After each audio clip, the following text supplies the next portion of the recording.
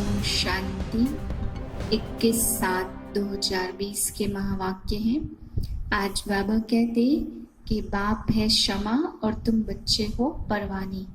जैसे दीपमाला में कई परवाने आके रोशनी में जल मरते हैं, ऐसे ही बाप कहते तुम बच्चे भी आकर के बाप के बनते हो। फिदा होने का मतलब है बाप का बनना, बाप समान बनना, पवित्र बनना और तब बाप की सेवा करना। बाप की सेवा के लिए संपूर्ण रीति से तैयार होना, इसको बाबा ने कहा फिदा होना। तो तुम बच्चे आकर के नंबरवार बाप पर फिदा होते हैं। बाप ने कहा जब तुम बाप पर फिदा होते हो, पवित्र बनते हो, तब तुम सतयुग में खूबसूरत बनते हो। आत्मा भी पवित्र बनती है और शरीर भी पवित्र।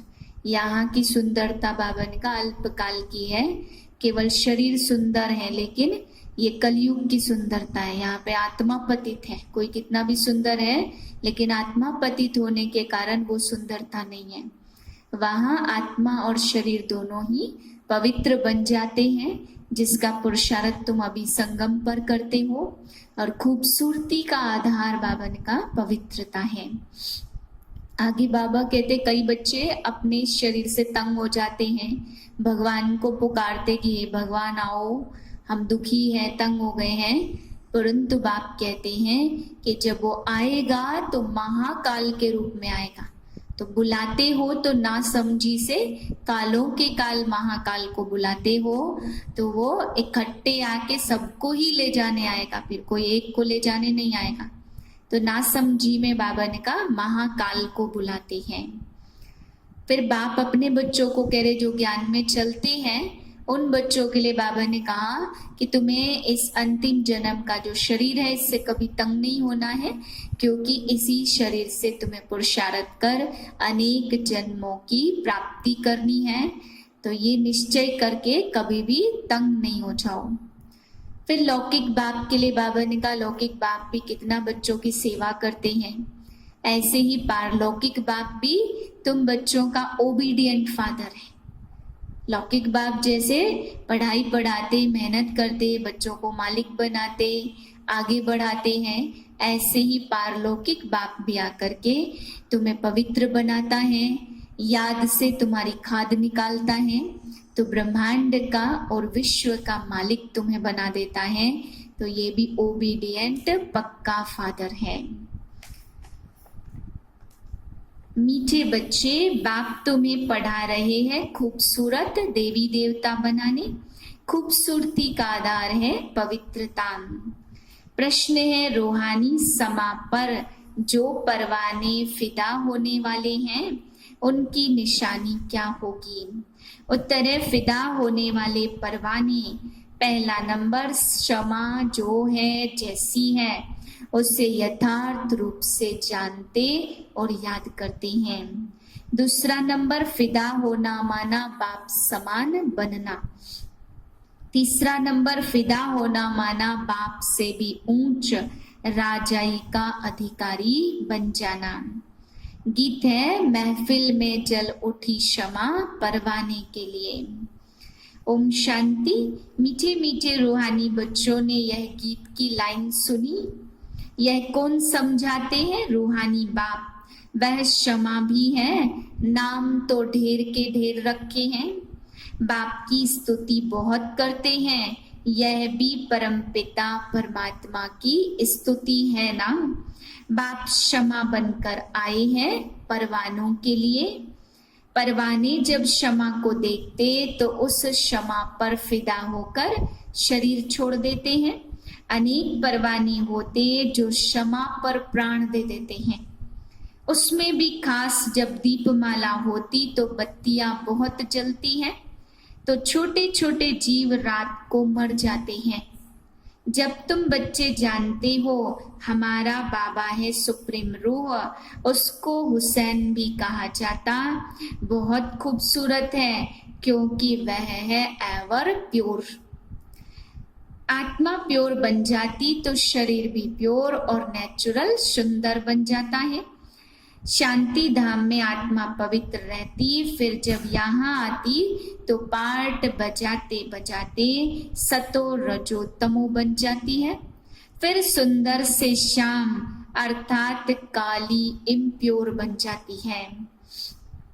आत्मा जब पवित्र है तब गोल्डन एजिड कहलाती है।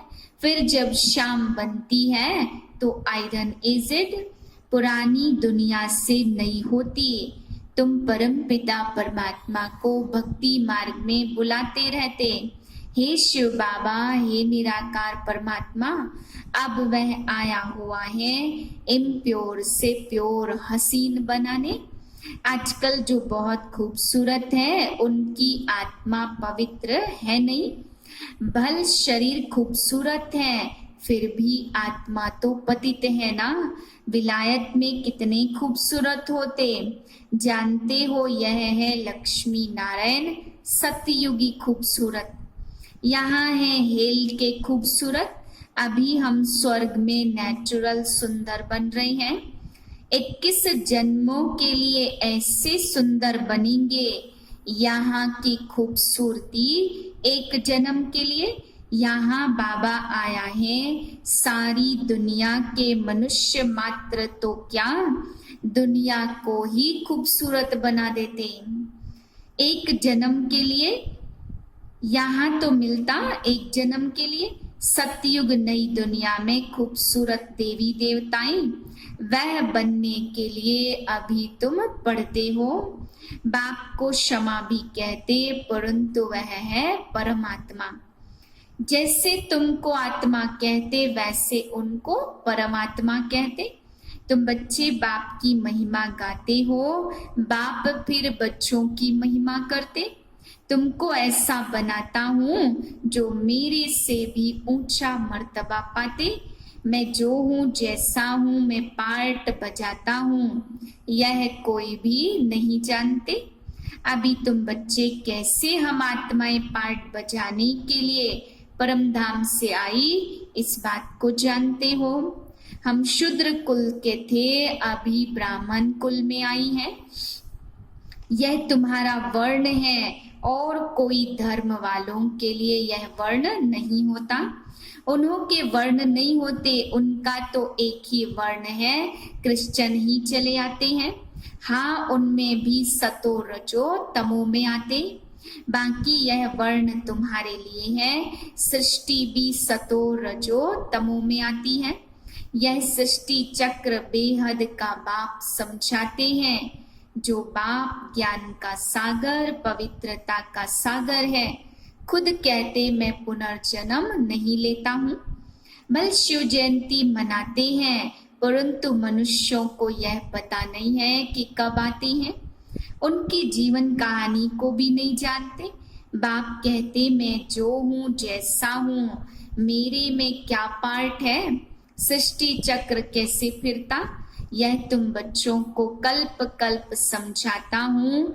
तुम सीढ़ी नीचे उतरते रहते हो, 84 जन्म भी तुम लेते हो।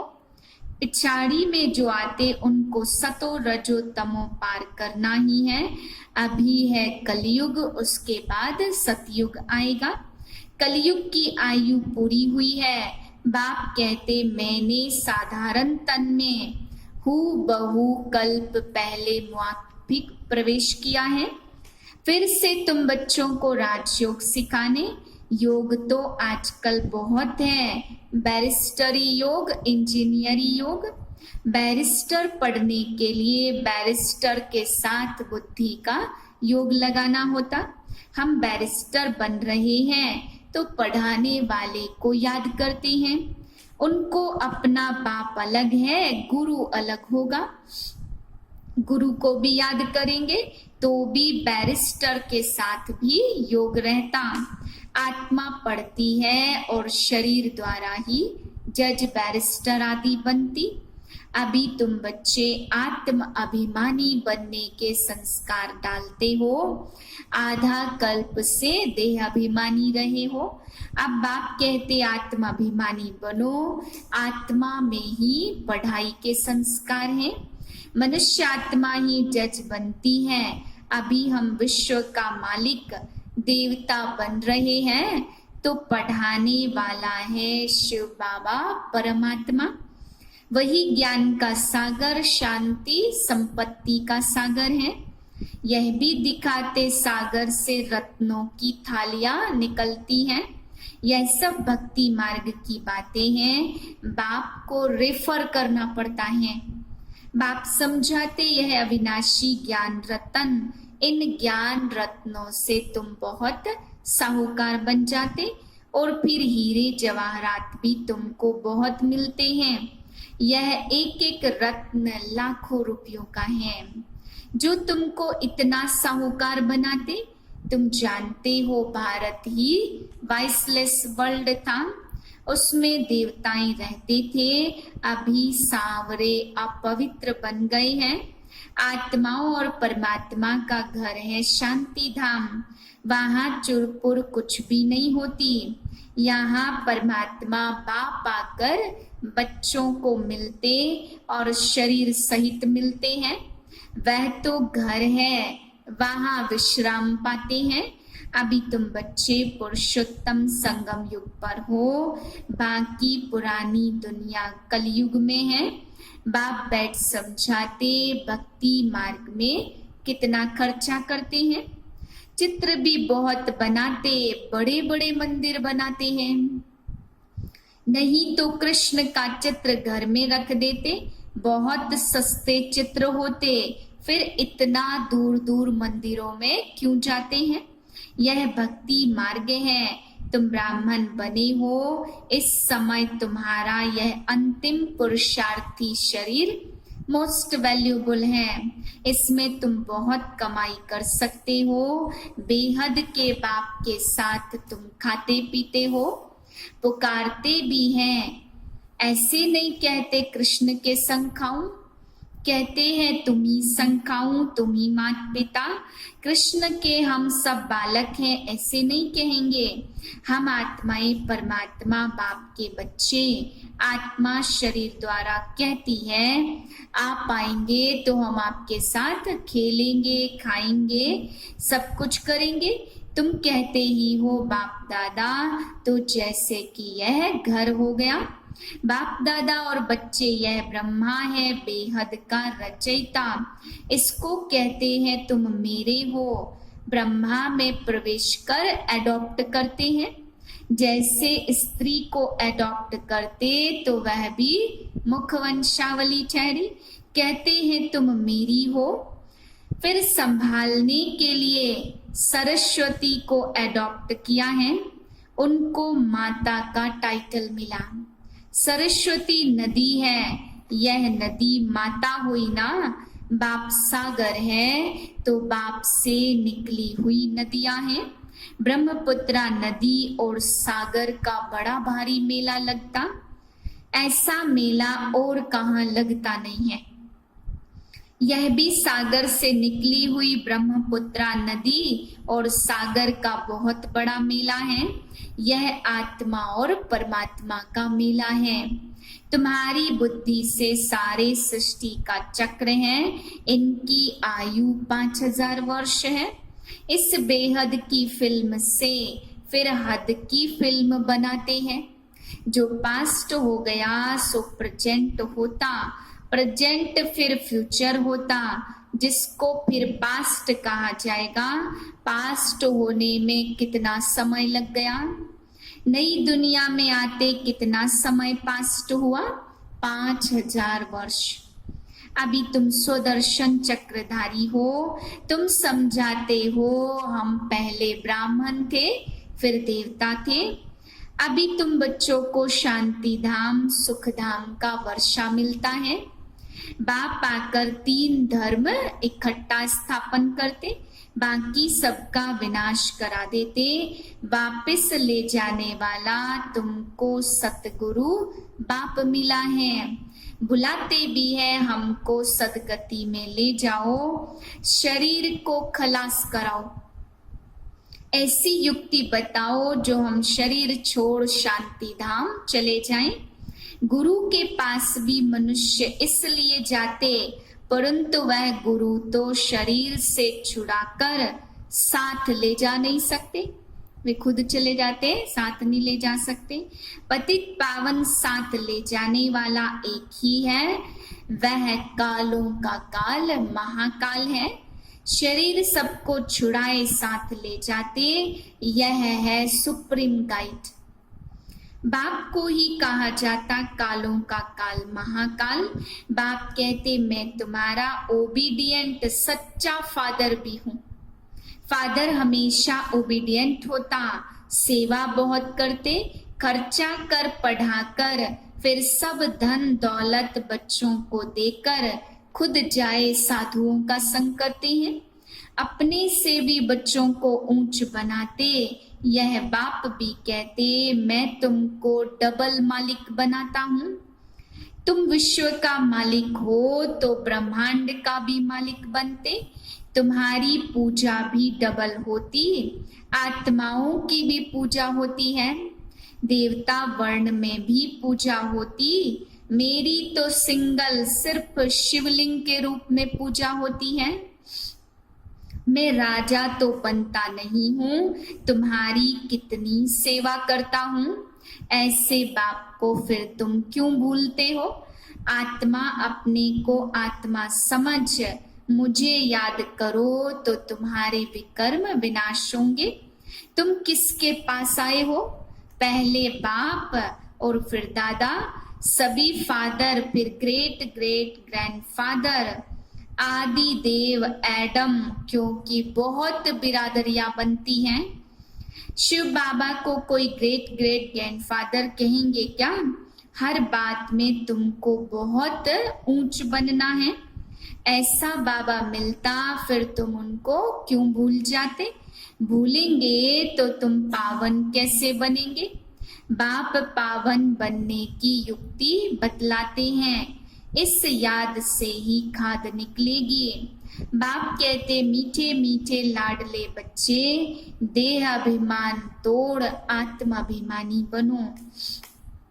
पवित्र बनना है, काम महाशत्रु है। एक जन्म मेरे खातिर पवित्र बनो। लौकिक बाप भी कहते हैं ना, बच्चे कोई गंदा काम नहीं करो, मेरी दाढ़ी की लाज रखो। पारलौकिक बाप भी कहते मैं पावन बनाने आया हूँ, तो अब काला मोह मत करो, नहीं तो इज्जत गवाएंगे। सभी ब्राह्मणों की और बाप की भी इज्जत गवा देंगे। लिखते हैं बाबा हम गिर गया, काला मुंह कर दिया। बाबा कहते मैं तुमको हसीन सुंदर बनाने आया हूँ और तुम फिर काला मुंह करते हो।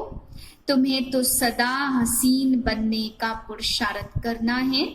अच्छा, मीठे मीठे सिकिलदे बच्चों प्रति माता पिता बाप दादा का याद प्यार गुड मॉर्निंग। रूहानी बाप की रूहानी बच्चों को नमस्ते। हम रूहानी बच्चों की रूहानी बाप को नमस्ते। धारणा के लिए मुख्य सार है, यह अंतिम पुरुषार्थी शरीर बहुत वैल्यूबल है, इससे बहुत कमाई करनी है। बेहद के बाप के साथ खाते पीते सर्व संबंधों की अनुभूति करनी है। वरदान है, कलयुगी दुनिया के दुख अशांति का नजारा देखते हुए सदा साक्षी व बेहद के वैरागी भव। इस कलयुगी दुनिया में कुछ भी होता है, लेकिन आपकी सदा चढ़ती कला है। दुनिया के लिए हाहाकार है, आपके लिए जय जयकार है। आप किसी भी परिस्थिति में घबराते नहीं, क्योंकि आप पहले से ही तैयार हो। साक्षी होकर हर प्रकार का खेल देख रहे हो। कोई रोता है, चिल्लाता है, साक्षी होकर देखने में मजा आता है। जो कलयुगी दुनिया के दुख अशांति का नजारा साक्षी होकर देखते हैं, वह सहज ही बेहद के वैरागी बन जाते हैं।